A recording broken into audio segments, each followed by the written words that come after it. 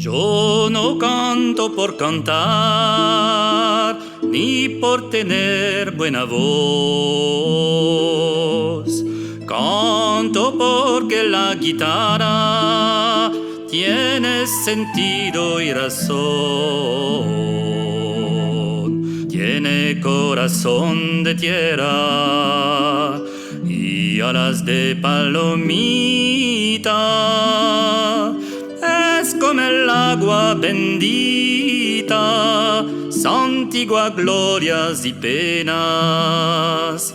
Aquí se encajó mi canto, como dijera Violeta. Guitarra trabajadora, con olor a primavera.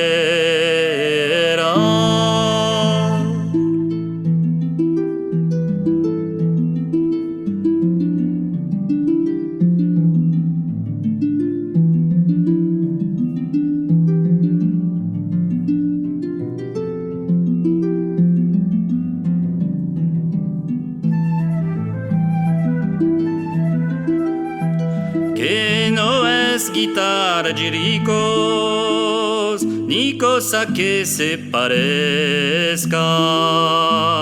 Mi canto es de los andamios para alcanzar las estrellas.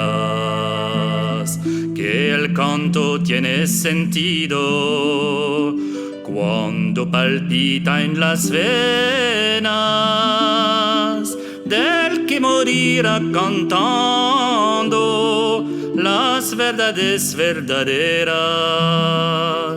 no las lisonjas fugaces, ni las famas extranjeras, sino el canto de una lonja hasta el fondo de la tierra.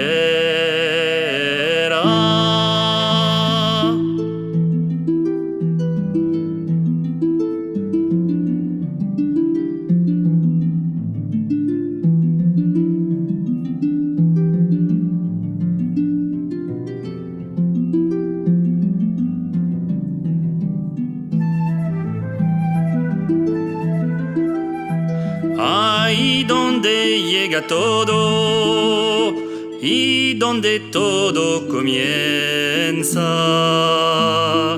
Canto que ha sido valiente, siempre será canción nueva.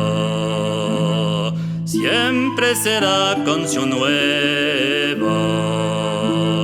Siempre será canción nueva.